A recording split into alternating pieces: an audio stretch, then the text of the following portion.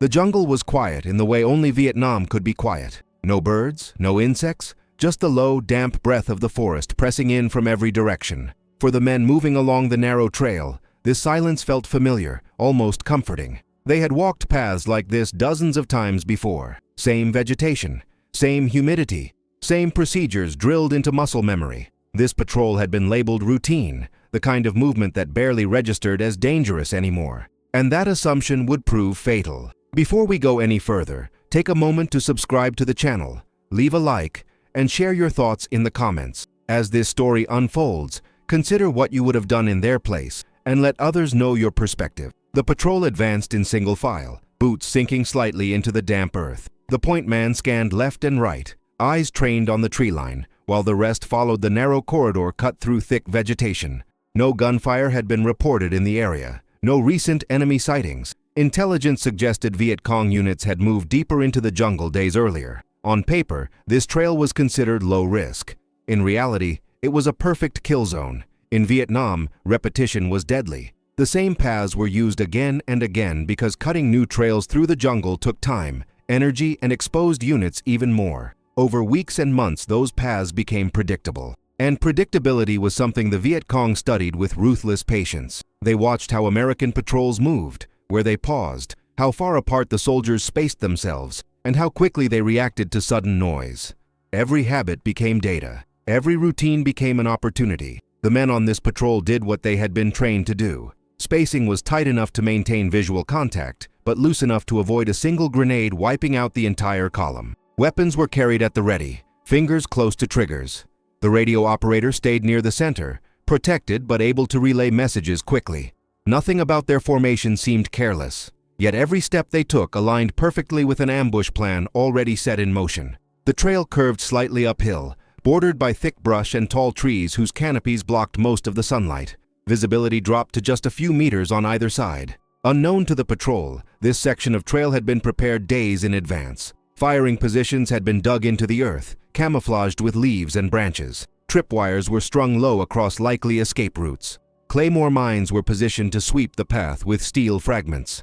The jungle itself had been turned into a weapon. The first explosion came without warning. A deafening blast erupted near the front of the column, lifting bodies off the ground and throwing dirt, smoke, and shattered leaves into the air. Before the sound fully faded, automatic weapons opened up from both sides of the trail. Bullets tore through the narrow corridor, ricocheting off trees and cutting through flesh. Men dropped before they even understood what was happening. Training told them to return fire, to find cover, to break contact, but the terrain offered almost none. The trail was too narrow to maneuver. The brush was too thick to push through quickly. The enemy was invisible, firing from concealed positions that had been chosen with precision. Every attempt to move forward or backward was met with more gunfire. Panic spread, not because the soldiers lacked courage, but because the situation defied everything they could control. Shouts filled the air. Medics crawled toward the wounded, only to be pinned down themselves.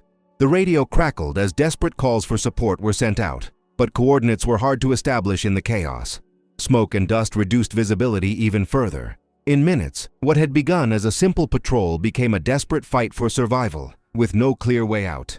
The Viet Cong did not rush the trail. They did not charge. They waited, firing in controlled bursts, conserving ammunition, letting confusion do most of the work. They knew the Americans would try to regroup, to form a defensive perimeter, and they knew exactly where that perimeter would naturally form, because they had studied these reactions before. As casualties mounted, it became clear that this was not a chance encounter. This was an ambush designed to exploit routine, confidence, and the false comfort of familiarity. And as the jungle continued to erupt around them, the patrol faced a grim realization.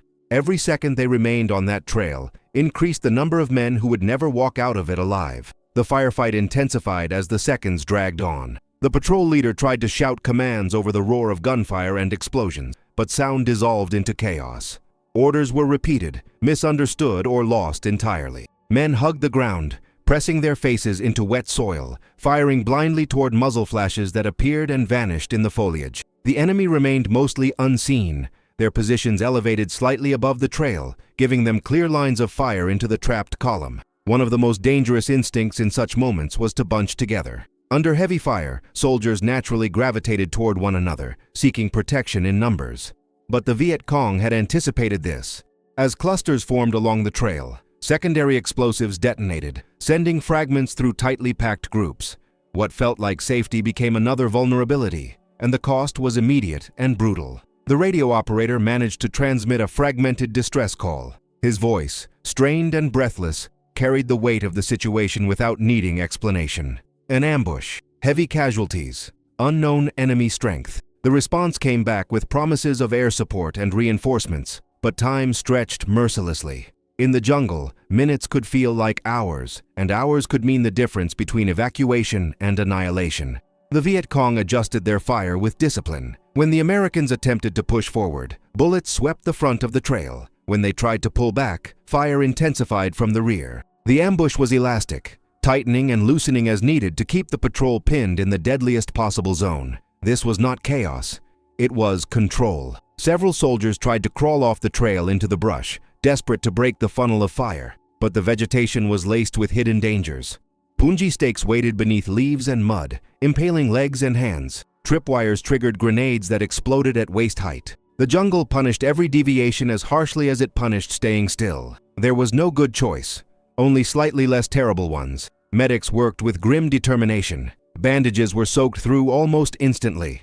Morphine was administered with shaking hands. Some wounded men begged to be left behind so others could move more freely. Others lay silent, staring upward through gaps in the canopy, faces already losing color. Each loss deepened the pressure on those still fighting, not just physically, but emotionally. At some point, fear gave way to a numb clarity. Survival narrowed to simple actions. Breathe, reload, fire, crawl, repeat. The larger picture disappeared. There was no strategy anymore, only endurance. The patrol leader realized that breaking contact conventionally was impossible. The enemy had shaped the terrain too perfectly. The only hope now was external intervention. Finally, the distant thump of helicopters began to cut through the noise of battle. It was faint at first, almost imaginary, but it grew louder with each passing moment. The Viet Cong heard it too. Their fire intensified briefly, as if squeezing the last advantage from the trap they had built. Then, gradually, they began to disengage, melting back into the jungle as they had emerged. When the shooting slowed, what remained on the trail was devastation. Bodies lay where they had fallen, some still clutching rifles, others twisted unnaturally by blasts and bullets. The wounded cried out softly, voices hoarse and exhausted. Smoke hung low, mixing with the heavy scent of blood and damp earth. The jungle, indifferent as ever, began to close in again. As evacuation helicopters hovered overhead and survivors were pulled from the trail, one truth became impossible to ignore. This ambush was not the result of reckless behavior or cowardice. It was the result of routine, of patterns repeated so often they became invisible. And as the patrol was lifted out of the kill zone, the question lingered heavily in the air. How many times had this same routine already been observed, measured, and prepared for? In the hours that followed, the jungle returned to its deceptive calm. The helicopters vanished into the distance, carrying the wounded and the dead, leaving behind churned earth, shattered branches, and dark stains that rain would soon erase. For the survivors, shock delayed understanding. Only later, away from the noise and smoke, did the full weight of what had happened begin to settle in. Reports were filed, timelines reconstructed, maps spread across rough tables as officers tried to understand how a patrol marked as routine had collapsed into catastrophe. The numbers were stark. 23 Americans killed in minutes, more wounded. An enemy force that had vanished almost completely, leaving behind little evidence beyond empty shell casings and disturbed soil. On paper, it looked like an anomaly. In reality, it was a pattern repeated across Vietnam.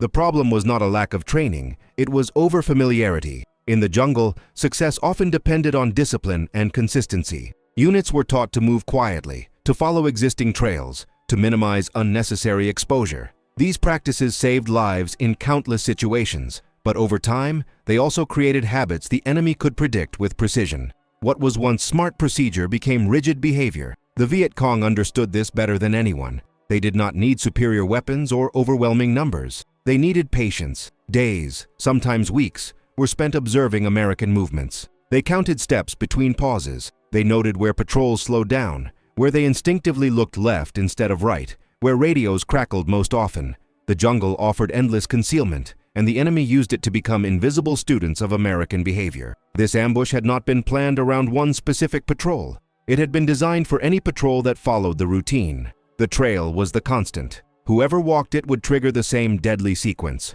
In that sense, the soldiers killed that day were not targeted individually. They were caught by a system built to exploit predictability. Survivors struggled with this realization. Some blamed themselves for not noticing signs they now believed must have been obvious.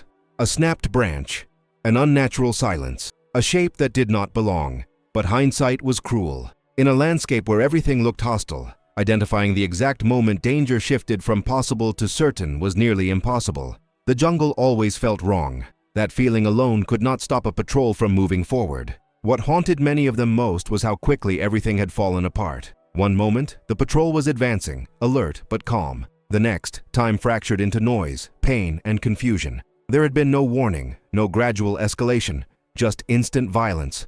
This suddenness was not accidental. It was psychological warfare, designed to overwhelm decision-making and freeze reactions. Military analysts would later describe such ambushes as near-perfect. The terrain dictated movement. The enemy controlled engagement distance. Escape routes were denied. Fire was coordinated. Withdrawal was planned in advance. Against this, even experienced, well-trained soldiers had few options. Courage mattered, but it could not rewrite geography. As word of the incident spread through nearby units, a quiet tension followed.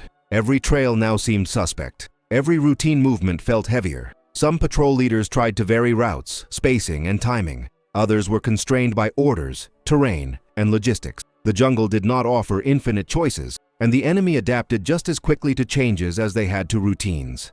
The loss of 23 men forced a deeper question within the command structure. If routine could be weaponized so effectively, how many other patrols were walking into traps without knowing it? How many close calls had gone unnoticed simply because the ambush had not been sprung yet? The answers were uncomfortable, and as new patrols prepared to move back into the same unforgiving terrain, the shadow of that question followed them, step by step, deeper into the jungle. In the days that followed, adjustments were ordered. Routes were altered when possible. Patrol times shifted slightly. Scouts were pushed farther ahead, and units were instructed to pause more often, to listen longer, to question the silence instead of accepting it. On paper, these changes looked significant. In practice, the jungle absorbed them easily. Dense vegetation limited visibility no matter how cautious the movement. Terrain dictated paths whether commanders liked it or not. The Viet Cong, meanwhile, did not view the ambush as an isolated success. It was confirmation. Confirmation that American forces could be studied, anticipated, and struck with devastating efficiency. They did not celebrate in conventional ways. There were no public victories. Instead, knowledge was shared quietly. Lessons were passed from unit to unit, from village to village. What worked was remembered. What failed was discarded. One of the most unsettling truths to emerge from after-action reviews was how little contact the enemy actually needed to maintain dominance.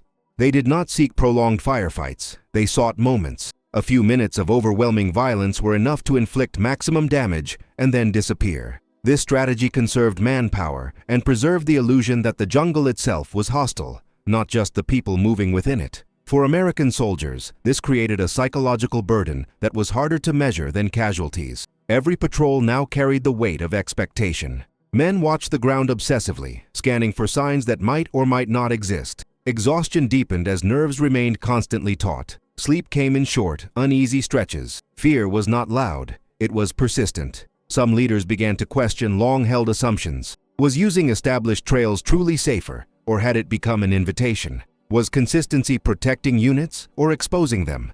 These were not easy questions to answer in an environment where improvisation could be just as deadly as routine. Deviating from known paths risked injuries, disorientation, and isolation. Following them risked ambush. Either choice carried consequences. The jungle itself remained the greatest adversary. Heat drained strength. Humidity ruined equipment. Insects carried disease. Rain erased footprints and evidence within hours. Even after the ambush, the exact positions of the enemy were never fully confirmed. They had left almost nothing behind. No bodies, no clear trails, just absence. The memory of the 23 men killed on that patrol became a quiet reference point.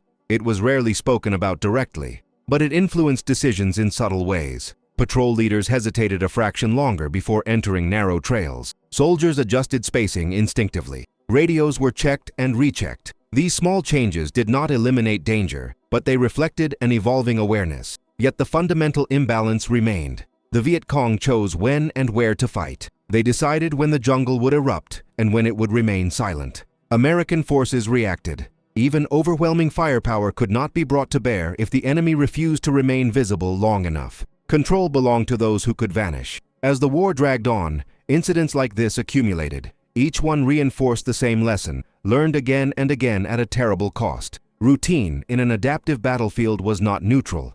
It was information. And information, once observed, could be turned into a weapon. The question that lingered was not whether another ambush would occur, but when. And as new patrols stepped onto old trails, boots pressing into the same damp earth, the jungle waited patiently, holding its secrets, ready to decide their fate. Long after the echoes of gunfire faded, the true impact of that ambush continued to unfold. It lived not only in reports and statistics, but in the quiet moments when soldiers prepared for patrols, checking their gear with hands that moved automatically, while minds replayed unseen threats.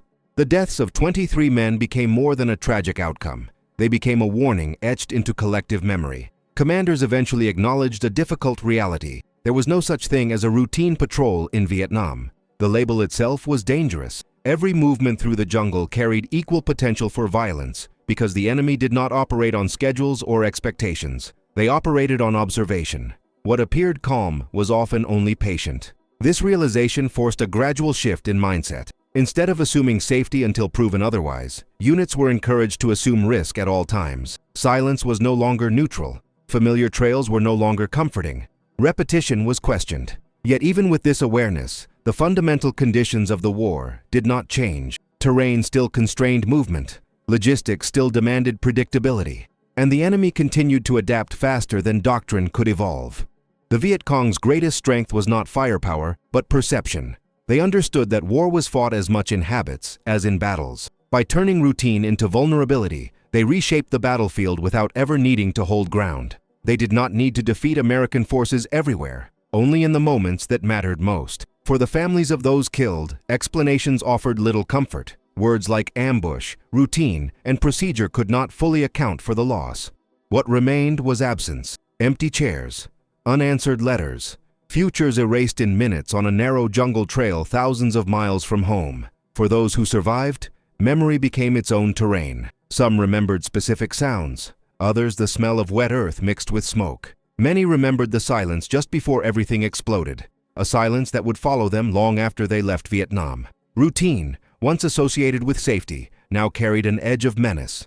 Historians would later point to incidents like this as evidence of a deeper problem in the conflict, a war where technology and numbers mattered less than adaptability, where the side that learned fastest from repetition gained the advantage. The ambush that killed 23 Americans was not unique, but it was brutally instructive. It showed how quickly control could shift, how confidence could be punished, how an enemy with fewer resources could dictate outcomes by mastering the environment and the behavior of those moving through it. The jungle did not need to be conquered. It needed to be understood. And perhaps the most unsettling lesson was this. The patrol did not fail because of mistakes made in the moment of contact. By then, it was already too late. The outcome had been shaped long before, by patterns repeated without question, by trails walked too often, by the assumption that yesterday's survival guaranteed today's. As long as those patterns existed, the jungle would remain a living trap, waiting not for recklessness, but for routine.